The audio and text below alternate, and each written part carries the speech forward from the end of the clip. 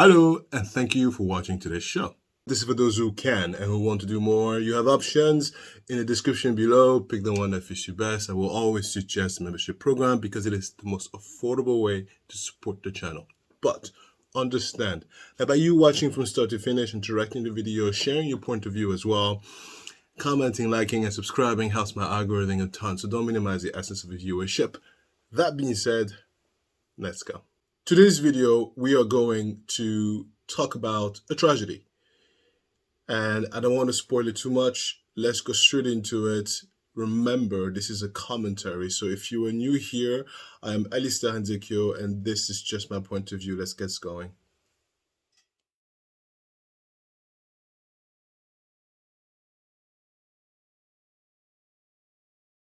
A small town in Alabama is mourning the loss of their mayor, who died of an apparent suicide just days after a conservative news site published a story that showed alleged photos of him on social media.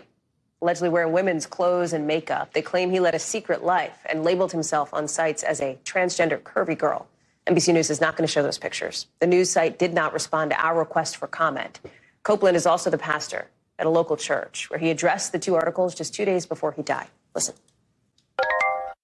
I apologize for any embarrassment caused by my private and personal life. I have nothing to be ashamed of. A lot of things that were said were taken out of context. I want to bring in Morgan Chesky, who's covering this one for us tonight. Morgan, Mayor Copeland had been the mayor of this town, Smith's Station, for years. What else do we know about him and how this happened?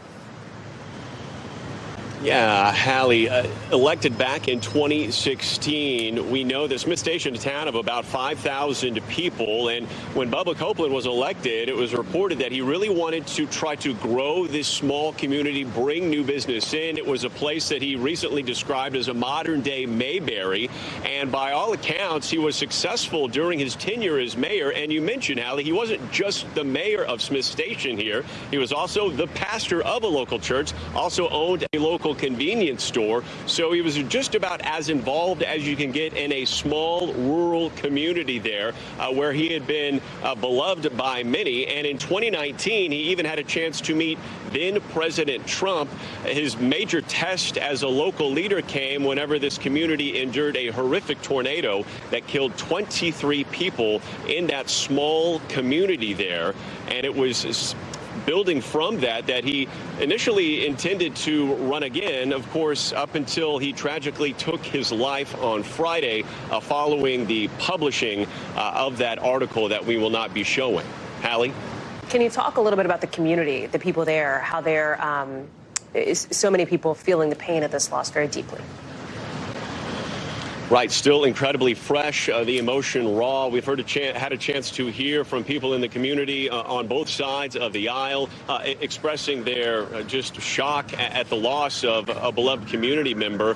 I know that one of the most visible is former Alabama Senator Doug Jones. I'd like to share what he shared following Copeland's death. He said it is sad and disgusting how he was treated by the news, that conservative news site, for personal decisions, however misguided they may have been.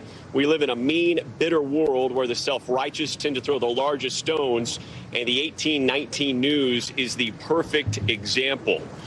Right now, there is no timetable on who will succeed Copeland. We do know that the news site, as you mentioned, has not responded to NBC News request, but this is a small community, Hallie, that is absolutely reeling following the loss of one of their own. Hallie? Morgan Chesky live for us with that story. Thank you. There you have it. I think it's an absolute tragedy. There are so many violations in terms of human to human that was breached. You know, I talk a lot about the importance of moving through life with consideracy, because you never know what your words might do, not just to the person you're saying it to, but to the person's friend, to the person's family member, to the person's mind state. A simple hello can actually stop someone from jumping off the bridge. Or in the same breath, a simple irritating comment can cause someone to jump off the bridge. And so, of course, we're not perfect, but it's something I always preach and I always say. Do your best to be as considerate as possible. And if it doesn't need to be said, just don't say it. It doesn't hurt anyone if you just kept your mouth shut. Oof. Let's continue. Yes, I have taken pictures with my wife in the privacy of our home in an attempt at humor, because I know I'm not a handsome man nor a beautiful woman either. I apologize for any embarrassment caused by my private and personal life that has come publicly. This will not cause my life to change. This will not waver my devotion to my family, to serving my city, and to serving my church. I'm thankful for the grace of God and the willingness to forgive. I have nothing to be ashamed of. A lot of things that were said were taken out of context. And in conclusion, I love my family. They're number one. And again, I'm sorry for what my actions have caused. And I'm thankful for the hundreds and hundreds and hundreds and hundreds of people that have reached out to me today in love. And I know that there are others that have not. But just know I love you and Jesus loves you as well. Okay, so, when he was outed, he decided to go in front of the problem, which I have to say is very commendable. And he wrote a letter to himself, and he addressed his community, and he addressed the naysayers, and he addressed people who had something negative to say.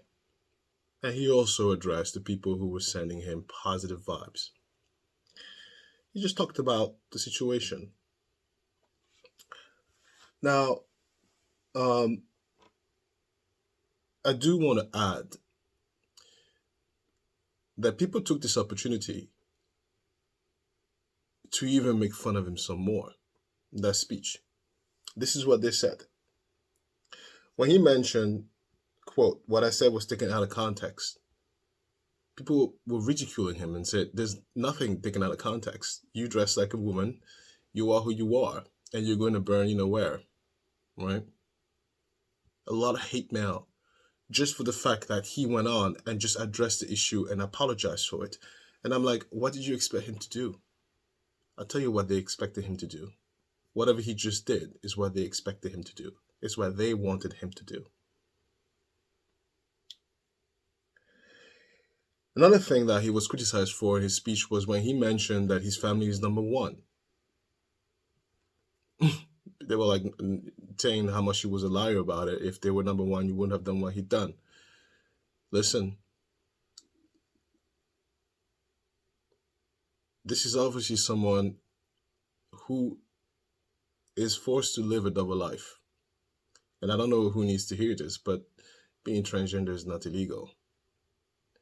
So he had every legal right to do what he did.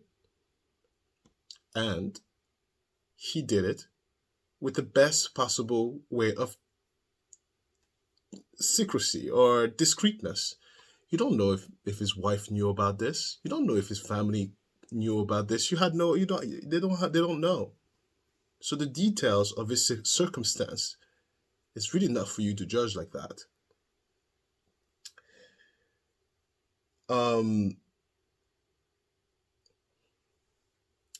Let's move on to who the big players had to say about this specific speech. This is from Wikipedia.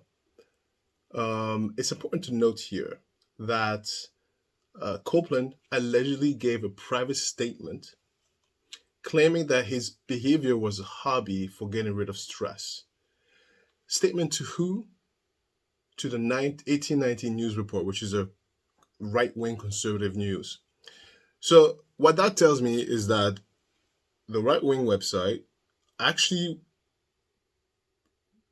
spied on him, dug up information, then brought it up to him to inflict more mental anguish, and pretty much states, we know who this is, we know who you is, and this is what we're going to do. So Copeland obviously didn't want his business out there. He was like, no, I'm doing this for a hoping that they won't publish it and it will go away. No, they still posted it. There's no correlation between 1890 news report and not only the city, not only the pastor's church. There's no correlation. They did it out of spite. They did it out of spite. Some of you might say you're not surprised. It's okay. I'll get to my final thought. As I mentioned, look at that. Again, from Wikipedia, Copeland requested that the article not be published, citing his family and his position as a pastor. I'm sorry. What's his name? Bubba. Sorry this happened to you. They continue and they say, allegedly, in the article, Copeland had written fiction containing violent fantasies. It is also claimed that he republished photos of community members online without their consent. That's according to those idiots. One story described a transgender woman's deadly obsession with a local business owner. You see what they're doing there? All right. Which the article claimed was based on a real person and a business. You see. An acquaintance of Copeland said that he had posted her name and social media photo online. She also recognized the names of local women in Copeland's allegedly fictional stories, calling the writing disturbing. Of course, what is not disturbing, according to them? I'm just saying. Give me the answer in the comments below. What's not disturbing?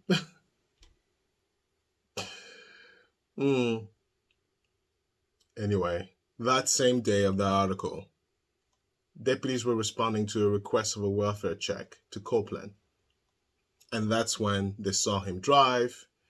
After a slow pursuit, he got out and took a GUN to his cabeza and pressed the button.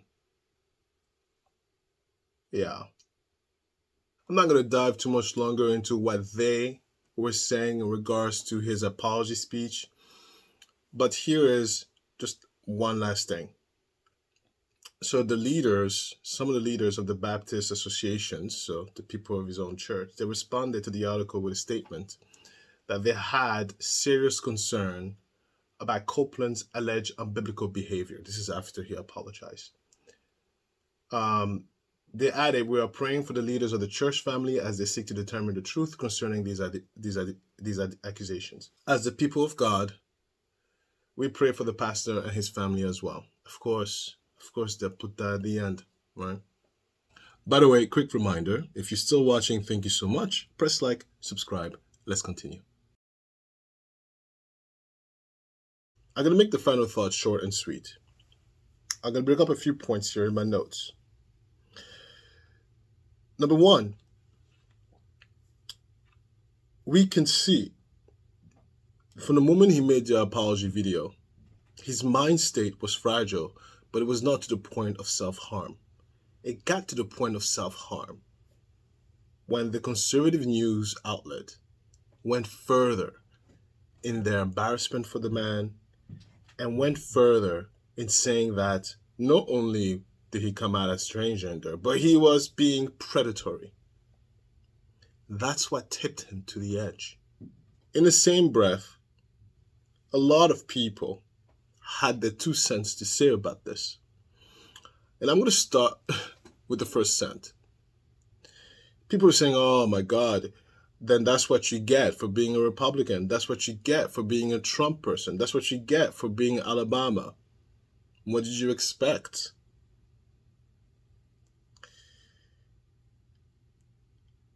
And that's quite disgusting.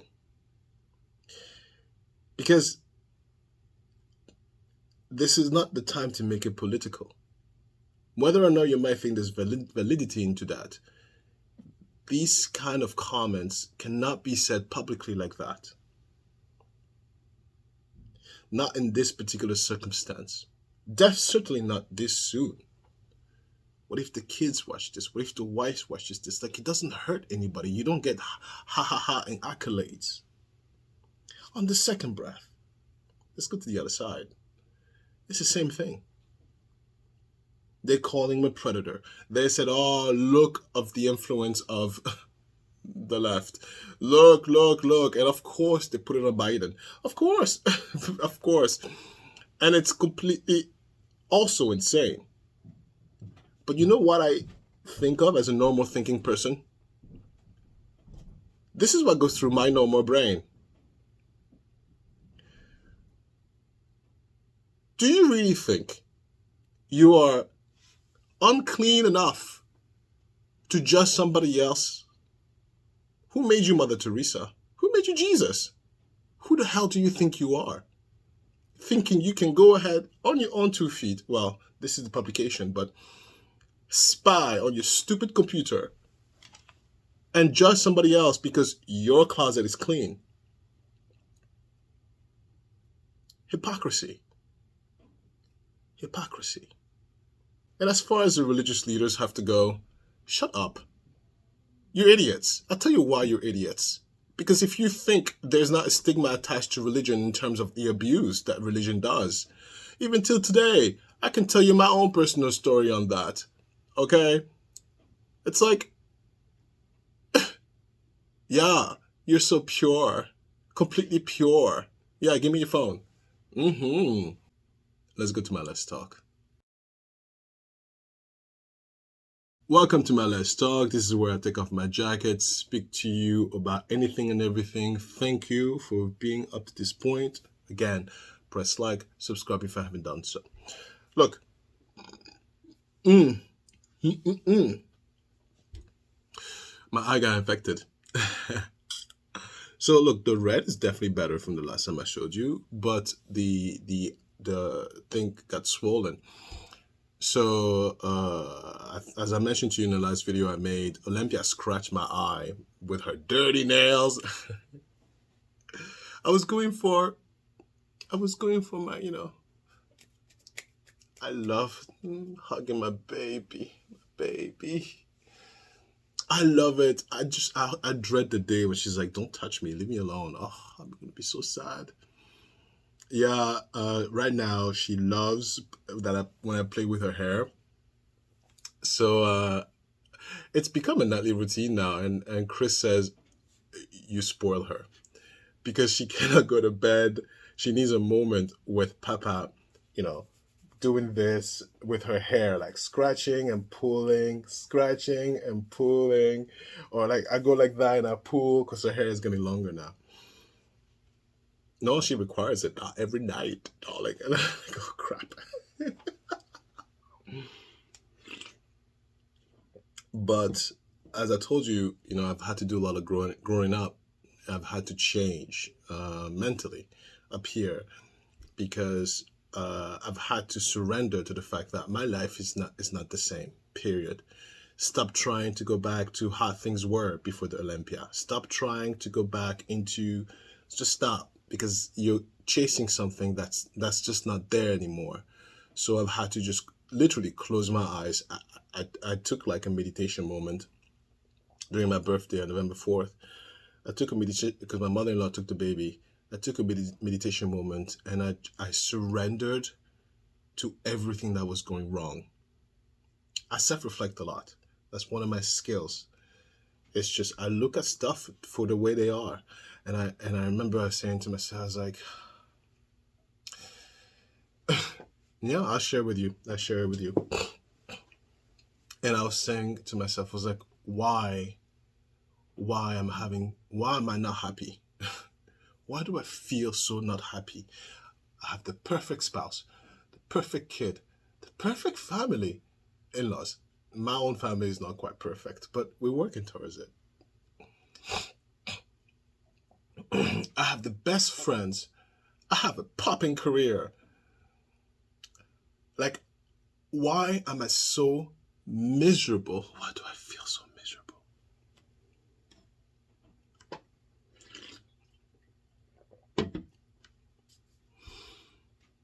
And then I said to myself, okay, don't jump to conclusion. Like, careful, because, I have, anyway, I said, careful with how you run with your thoughts. Ring it back in. Let's go step by step, Alistair. Okay? Okay. What is the main thing that changed? Olympia. What is the second thing that changed? YouTube. I'm not kidding. That's what I said. And then, okay. Now, if you look back before Olympia, Elister, what is it that you're looking for? What is it that you're looking for? And I said to myself, okay, I want to still be able to go to work, sleep whatever I want to sleep. I want to hang out with my friends. Like, I want to do the stuff that I used to do. You know, I want to go mountain climbing. I want to go on a hike if I want to. What happened to my picnics? I have a picnic area over there. In my own house, I have a picnic spot. I want to go back to do picnics.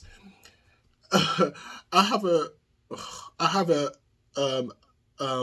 drink, like when we have drinks facing the water over there. So I was like, I want to have like an afternoon drink by the water with conversations. I want to have coffee and cheese. That's why I do all my like liquid and hors d'oeuvre outside. I want to have that. And so I said to myself, you know, I was like, well then, why don't you have it? You want it? What stops you from having it? And then I had an answer for that. And I said, well, because as an introvert, I have a limited capacity of how much I can do. And so, and I replied to myself and I said, I just don't have the energy. And then I said, but why don't you have the energy? Why don't you make energy? And I was like, well, I can't make energy because I physically and mentally cannot push beyond. I'm already at my capacity. And then, look at me telling you what I was like, my crazy moments. But no, it's a self-reflection moment. And then I was saying to myself, I said, okay, well, here's the reality is that you have a kid. Well, Olympia wants all of you.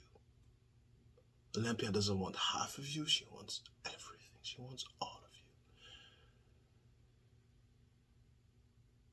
And then I said, oh, what are you going to do? You're going to say no?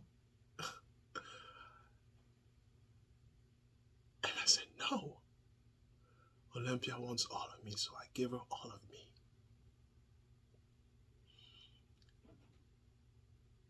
And then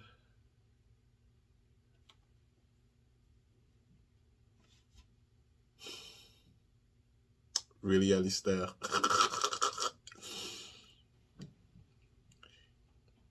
And then I said to myself, I said, oh my God, you're chasing something that does not exist anymore. You're chasing a life that you chose to give up. It wasn't, oops, I'm pregnant. It was deliberate pregnancy. I was like, how dare you think you can just have a kid, pop it, and still go to the club and twerk and have your key and toffee and coffee and cheese? No, honey. Who the hell do you think you is? The irony is I did say that. That's like, the hell do you think you is? I did say it like that. I was like, yeah. And then, so I didn't wallow in a pit of despair. I remember saying to myself, like, you know, look, you have other qualities that are very great to be a parent. I'm a scorched earth kind of person. Look, this is what I do. If I can't do it, I can't do it. And then when I'm able to, I'm like, oh, I broke it. Let me fix it. That's how it is. It's a scorched earth mentality, meaning that if you push me to a point, and I say no a lot, if you push me to a point, everything can burn. I don't care. I'll deal with it, with the consequences when I'm mentally ready to do the consequences. And I said, that's a great quality for a kid that's needy, because all she wants is her papa. So everything else can go suck a lemon. It's Olympia, and then I deal with the consequences later.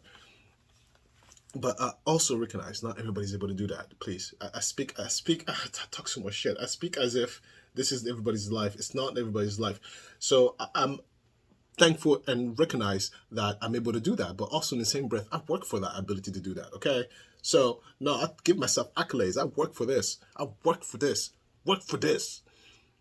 Please, 12 hours a day for 7 days a week for almost 2 years. Do you understand? Do you know how much work that is? I work for this. I'm not, it's my accolade. It's mine. You know? I'll never forget those days. Oh my God, 12 hours a day, 7 days a week. I'll never forget those. Oh my God, I was getting delirious. I was like, oh my God, I'm going to die early. I was getting delirious. 12 hours a day, 7 days a week. I can't even breathe. Anyway. So, where was I? How did we get to this point? Wait a minute. Starting with my eye scratch. How did we get there? Anyway, yeah, let me scratch my eye and get infected. How did we get there? What a crazy story, right? You know, I'll tell you a story about the same situation that happened in real life to me. And I did ask him for permission before I did this video, by the way. I sent him a text and I said, look, I'm not going to say your name. I'm not going to say anything. And before you ask yourself, like, why'd you ask for permission? The reason why is because I don't know if he's going to watch this, and I want him to not feel like I've betrayed his conversation. You know, some people might find it weird still, but I do ask for permission if I'm going to say a story. I got in trouble one time because when I was about to tell you the whole I got almost sex trafficked story, my friend Ty was like, how dare you? How dare you? I was in there. And I was like, yeah, but I wasn't going to talk about you. He's like, I don't give a crap. I was like, okay. He read me for filth. He was like, stop talking. And I was like, come on, Ty, say a comment. He's like, stop. I don't want to say nothing. Stop talking. Yeah, he was really upset with me. And I was like, look, this is not worth our fight. Okay. Oh, okay. Okay. I won't say it. I'll come with you with how I'm going to say it. You approve it, and I'll say it. But I'm not having a disagreement over something like that. I love you too much. So, okay, fine. Anyway, what was I saying? Oh, right, the story. There's a lot in my mind. I have to go in 20 minutes. Yeah, I have a client. How old is he? 64. 4 grown kids, fully grown, like my age, even younger, in their 30s. Definitely there's no more 18-year-olds, so 20 plus, 4 kids. And he came out. And I remember asking him, I was like, okay. And he said to me, he's like, at the time, there was just no way. It was just it. You just got married and have kids. There was no other option. There was no idea of like gays getting married. And because I'm nosy. And I asked him, I said, did you love your wife? He's like, yeah, I loved her. But loved her like a friend. I said, oh, wow. And then I said, well, how did you get it up? Stop laughing. I was like, because it wouldn't work with me. You could be doing cartwheels naked. I'll be like, oh, nice hair. Yeah, it wouldn't work for me. So, I said, how the hell did you do it? He said, it was very tough. But he did it to keep up appearances. He would have to drink first sometimes, or he would think about someone else, or like he would go, it's crazy. He would go in the back and look at porn and then come back in and do the do. Or like, okay, I'm ready, let's go now. And she's like, I'm doing the dishes. He's like, no, now, before he goes down. Yeah, and he had 4 kids. And then I said, I'm so nosy, aren't I? Well, because these are questions everybody wants to think about. And I did ask him permission before I say that. So before you throw tomatoes, just know he knows what I'm telling you. And then I asked him, I said, well, okay, well, after you had the 4 kids, as you get older, in a relationship, as things progress, sex goes down because you got to pay the bills, you got to go to work. I'm too tired. Sex goes down. So at some point you have to schedule sex in actively. There's no, like that whole lust phase. It goes away, darling. It does. You have to be like, come on, let's get down. Let's do it. I got a meeting in 20 minutes. Let's go. Yeah, sometimes you got to do that. Anyway. What am I talking about?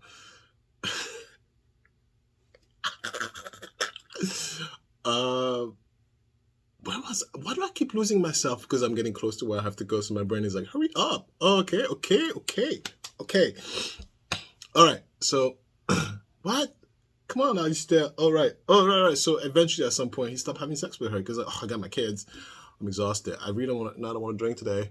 So sex went down, and that's when the marital problems started to happen. They were not having enough sex. She thought he was cheating. He was not. I did ask you, were you cheating? He's like, no, we're not having a physical affair, but he would have an emotional affair. Like he would go to bars, clubs, and just sit there and appreciate. I said, really? He's like, no, really. I'm telling you this much, I will tell you. I said, okay, yeah, I believe you. I believe you. So he would have an emotional affair, and eventually the wife was like, you're not effing me anymore. What's going on? And then that was the cascading events that escalated to, I'm gay. Yeah, the kids were older, like they were like my age. But you know what's funny? None of the kids were mean to him. They all stuck by his side. It was harder for the wife, but the kids understood it because they're from an age, 2023, where they can understand the difficulty. If anything, they rally around their father. Because the mom was like, I'm down with you. The mother, of course, she was hurt. Please, she spent a whole life was like a lie. Sort of, kind of. I put it in quotes because her love for him was real. But like you want to be wanted. You want to be wanted. You're right. So, just the idea of like, he never wanted this. Or this, I can't. Alistair, stop. But anyway, so you know what I mean.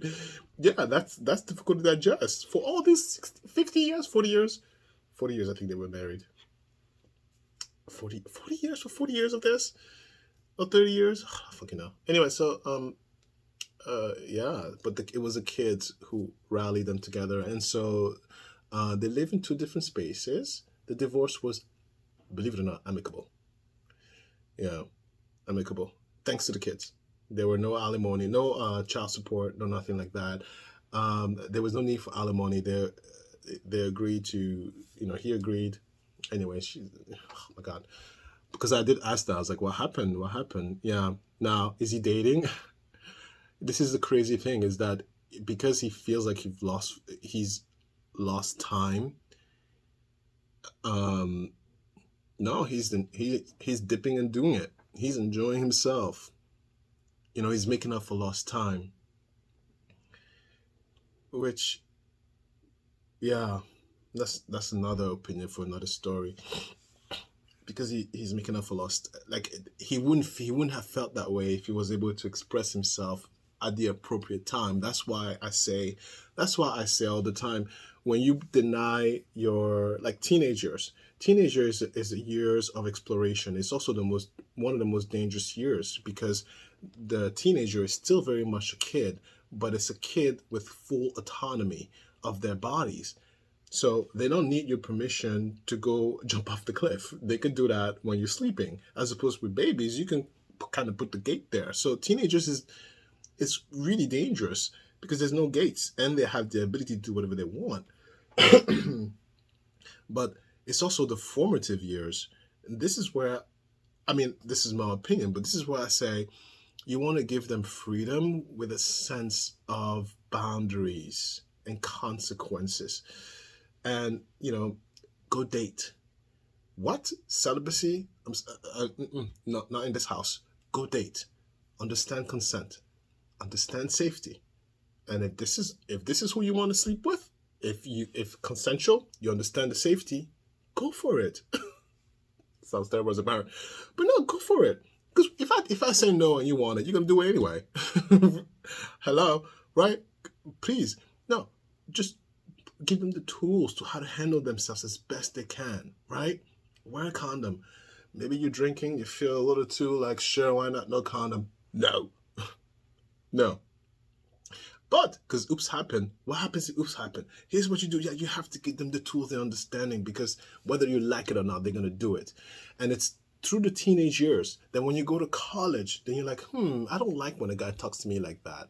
I don't like when, the girl nags at me too much. I don't like when I'm being told what not to do, what to do. That's when you start forming what you like in a partner. And then in college, when you refine you put together, you refine the mess of high school or teenagers, and then when you graduate college, this is where you're young adult. This is when you're like, "Ah, you know what?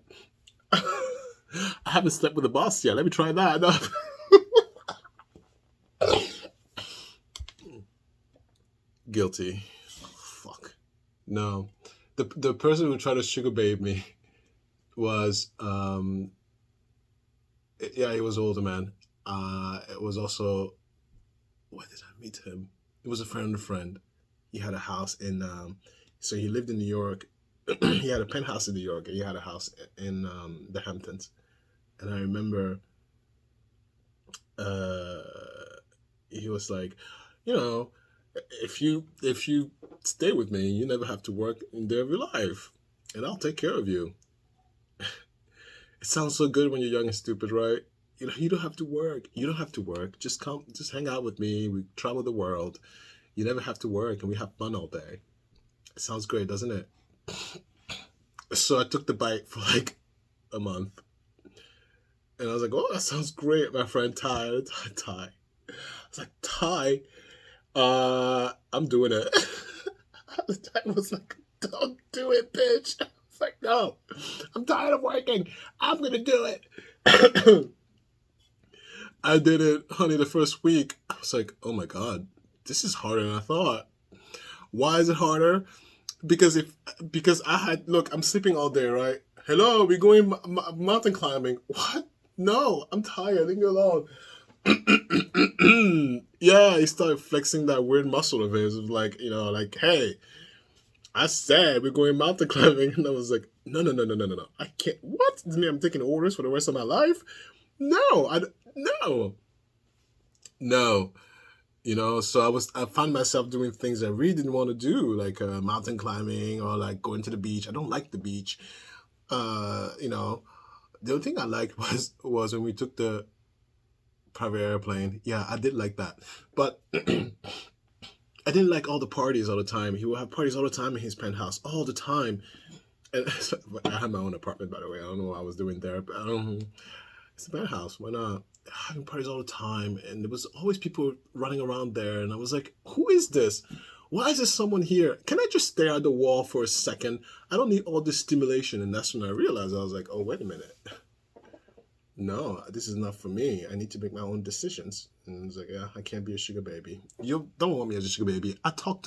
You don't want me as a sugar baby. I say no to everything. I talk a lot. and I deep talk. It's not like no surface, deep talk. What's the meaning of life? I do that all the time. I'm not pleasant if you just want a boo thing. Because I'm a good laid, but I'm a good lay with this and this. No. I'm annoying. You don't want that. You want someone who's like, yes, master, that's what you want. And then that's not me.